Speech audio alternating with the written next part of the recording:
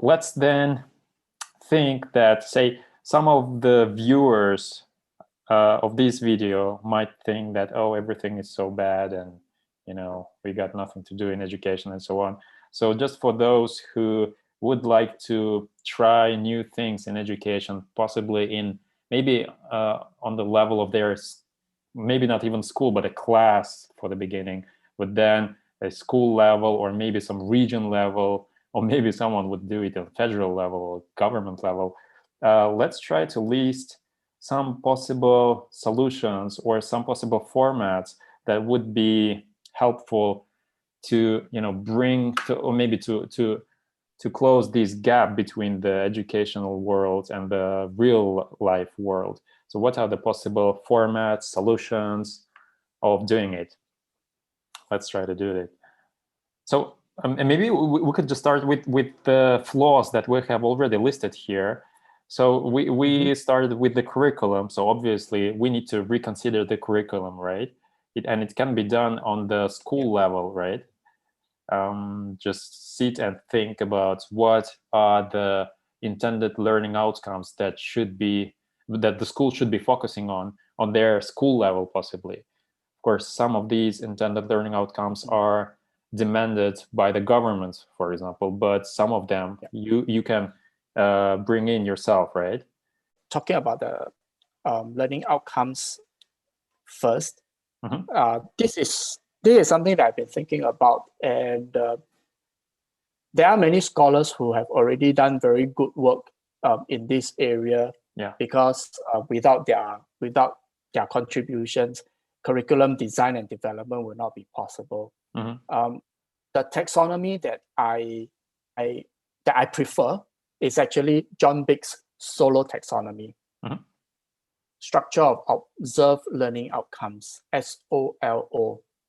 And in it, he talks about the pre-structural level, the unistructural level, multi-structural level, relational, and extended abstract. So this is a departure from the more popular Bloom's taxonomy. Right? So pre-structural talks about students missing the point. They did not understand what happened in class, and their response to the task totally missed the point.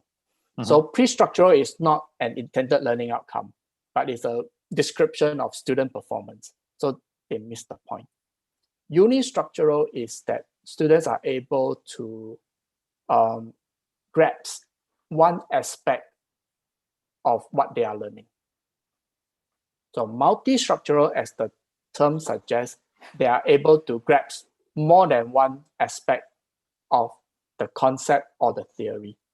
However, unistructural and multi-structural, they are still quantitative in nature, because the relationships between the various aspects of that concept or theory that they are trying to learn, they are still not able to link them up into a coherent whole. At the relational level, they are now starting to make the connections, right? So extended abstract cannot, well, I say cannot because it is very dangerous to go in that direction when it comes to assessment. But I think some schools or some curriculums still try to. Extended abstract is trying to abstract certain features or certain aspects of a particular theory or concept, and then extend the use of it in a new domain. Right? And so things that require creativity, or for the examples we gave earlier, coming up with a brand new recipe for a chocolate cake, that will be operating at the extended abstract level. Now, I feel that in a lot of instances, there will still be a national curriculum. And very often in many countries, you still have national exams, which are necessary, right? As long as they are still there, schools rightfully do need to prepare students for these examinations. because Yes. it does have an impact on their future. We shouldn't be over romantic about this and say, oh, forget about the national exams. The students can fail. It doesn't matter so long as they become better people, right? Parents will be very upset with the school. So we do need to prepare them for the national exams. And if we could identify the expectations and the requirements of the national exam along John Bick's solo taxonomy, we can then see how I almost suspect a lot of national curriculum will hover between multi-structural and then maybe a little bit of relational. But even relational, they will not require students to discover the relations between the different knowledge, different pieces of knowledge that they have learned, but rather they are supposed to be able to identify those linkages that are well established. Right? So they're not expected to create their own relations or identify their own relations. So I suspect a lot of national curriculum are probably going to hover between multi-structural and relational. And that's a very good foundation, good basis to begin teaching them. But where the opportunity arises, schools should then put in place the other level of students themselves discovering relations between the knowledge that they are learning. And very often, this is kind of where a lot of the interdisciplinary efforts are trying to target. Yeah. But I guess over the years, there are varying degrees of success in that regard. But it is something that is still worthwhile, where the school and the teachers consciously begin to expose students to as simple as compare and contrast what different subjects have to say about a particular event. Perhaps one of the examples that quickly can come to mind is, for example, history and literature. Yeah. What do they have to say about the war? What do the historians have to say about the war? But what are the literary writers and how are they describing the war? And how do you compare that? That's not going to come out in the national exams, right? But in terms of bringing students to begin to recognize beyond what they are learning within school, that's one area that can be explored. And then to a certain extent, with changes to the school culture, with the embracing of failures, this will be the non-threatening part of learning, where they could suggest anything that they have seen, and all this could be embraced, and then we could even bring that and explore it even further. Opportunities for project work, opportunities for them to explore and begin to put things together. I think those will be what can be built on top of the national curriculum. But as you mentioned right at the start of our episode today, is really each time I suggest this to teachers, the reply I get is, do we have the time? Right? Do we have the time to do all of this? And I think we are able to find the time. We are able to find the time if first and foremost the culture of the school is such that this is a natural progression to student learning, right? Because if we are going to treat it as an additional thing that needs to be done, then we don't have a chance, right? As it is, we already have to prepare them for the national exams. And now you have the principal saying, on top of that, you have to do this one other thing. Then we don't have a chance, right?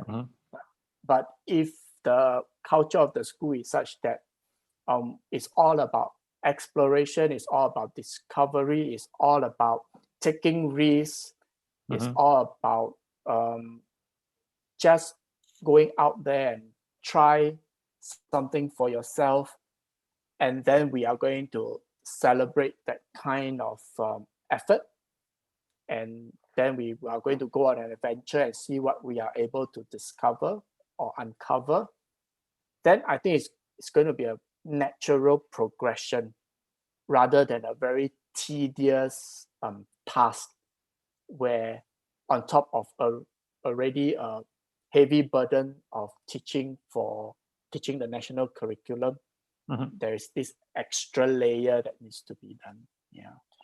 Yeah, okay. So you mentioned learning outcomes and this solo taxonomy. Would it be right to say that this solo taxonomy, I need to learn about it obviously, it's more about how we structure the subjects in the program? Is it about all these things and how we teach the subjects? But yes, is it? Yeah, it is also how we can scale the intended learning outcomes. Okay. Yeah. Okay, fine. So because very often you find that a good description of learning outcomes is knowledge, skills, and there is a corresponding Bloom's taxonomy domain for knowledge and skills, right? But there is one aspect that we conveniently leave out, which is knowledge, skills, and actually attitudes. Yeah. And there is also a Bloom's domain for attitudes. But very often we go like, you know what, let's not go there. Because that's dangerous, right? The last thing we want is to pass judgment about students' attitude. So let's not go there. So then we constrain ourselves to knowledge and skills. Yeah. But solo taxonomy, I mean, in comparison with Bloom's taxonomy, where we say describe is lower level thinking, analysis is higher level thinking, and then evaluating is even higher level thinking. But it may not necessarily always be that way. Because if we want to have students describe a novel situation where there isn't a predetermined description for them to reproduce, that actually requires very high level thinking, right? And so what I like about solo taxonomy is that it describes students' response to the task that has been assigned to them. Yeah. So are they able to reproduce one concept from what they have learned? Or are they able to reproduce multiple concepts from what they have learned? So that's unistructural, multistructural. Or are they actually able to structure it together so that you can actually begin to see the connections between all the various concepts that brings them up to relational? And are they actually able to take the gist of what they have learned and see that it can be applied in a different domain? Different from the domain where they learned that, right? And one of the things Nassim Taleb mentions in his book is also this ability to cross domains is actually almost non-existent even in professional life, right? So, for example, a finance professional might be able to analyze and be critical about a set of numbers that he's looking at, but that criticality might not carry over to his interactions with people, right? So he can be very sensitive to numbers. He is able to see relationships between the numbers in a massive spreadsheet that he has on his computer monitor. But then when he turns around and he starts speaking to the wife, that kind of connections are all gone, right? That the ability to to go from one domain to another is actually not as prevalent as we would like to think. So we might be very comfortable operating in a domain, but switching domains, we might become quite hopeless, and Yeah, interesting. that same behavior might not translate. And so the task that we set students, right, should begin to offer them some of these opportunities where they can then try and see how they can take risks and give ideas and make suggestions and go into directions that pretty much nobody knows what's in store for them. Right? It makes it a little bit scary for the teachers, I know, but if that is low risk, meaning if students do not succeed or there isn't anything at stake, right? It's not that if they can't give a brand new application of the concept that they have learned, then they're going to fail the national exams and then their future will be affected. That's not going to happen, because that is just an extension of what the school is all about. That's the risk-taking culture that the school has embraced, and so it is something that everyone is excited to do. They know there is a national exam that they need to prepare for, but then you know what? We just wanna have fun. So we're going to work on projects. We are going to try and put things together. We maybe try to shoot a rocket and see how high we can go, but not knowing whether we will succeed. And if we don't, well, it's perfectly fine, right? And then let's just move on to the next thing. So I think if we can create a culture that is able to embrace that, and being immersed in that culture over an extended period of time, I think then we have a chance that the students can become more confident when they go out into the real world. Yeah, so the flaws would be curriculum failures, like the culture of schools not allowing the failures, right? And then the promise of education. And then the treatment for all these would be reconsidering, possibly like reviewing learning outcomes, then thinking about, I don't know, changing the school culture, right, in some way. And when we go into the classroom level, it's more about some activities during the lessons, like project work and problem-based learning and things like that, right? Yep. Is it the solution? Yeah, it's really, really tough thing to achieve, actually, right? It looks like that, but it doesn't look impossible to me in a way. I think the first step is really to recognize the need for it, and to be conscious that there is a need to shape the culture. Yeah. And of course, the second step will then be having enough of the teachers and the school leadership to agree that this is necessary. Because one thing about culture is that one person is not able to make the change.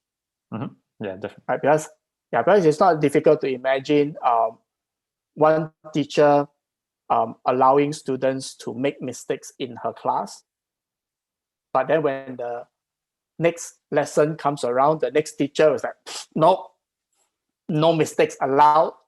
Students will be really confused and going like, who should we be listening to and who should we believe? And so the whole notion is, I think step number one is, I don't know, I am hesitant to prescribe the same formula as what I've experienced myself, but perhaps the first step is recognizing that, well, the real world and the classroom are now so different in essence. Yes. Right? Because one is really random, complex, but the other one has been stripped of all the complexity so that there is a very well-defined structure, and therefore everything in there is predictable. And we, in fact, design the classroom to be predictable when life is totally unpredictable. So if we could get enough people to first recognize this, I feel that kind of is the first step. And if that is the case, then how do we begin to make all these changes within the classroom, within the teachers' staff room, amongst the leaders of the school, and then start working on the culture so that this very rigid structure starts to loosen up a little bit, and a little bit more of the risk-taking can come in, and the very conscious effort to allow failures starts to come in. Yeah. And over time, perhaps, then we can see real change. Hopefully, yeah. We need to create some example schools, right? Some precedents, something to be able to point with your finger, right? Like these guys could do that, and yeah, that's how it looks like. Yeah, at least to show that it's real. It's not just a fantasy. Yeah. Right. Interesting. Wow, this has been really complex, I'd say. Yeah, but I really hope that people who will be watching this will find the value in terms of reconsidering certain ideas that we all have about education. It's really helpful to sometimes ponder on these things. I really hope that yeah. I honestly I want to create some projects that would be able to show that it's possible. This is what I want to do. Hopefully, maybe like we should. Yeah, we should. Yeah. And by doing so, we are taking our own medicine by taking that risk ourselves, by trying to experiment ourselves. So we are working on certain projects and see what works, testing our own assumptions. And I think it is necessary if we think that schools should go on this journey. Well, we should be on that same journey as well. Yeah. Hopefully, yeah. I'm lucky that sometimes people invite me to help with their schools working, and yeah, we can sometimes at least bring up these topics and try to change just a little bit. Hopefully, yeah, we will be trying to do that in the future as well. Yep. Little steps, one at a time. Yeah. Yeah. Okay, Nelson, thank you for this discussion. I really hope that people will like it.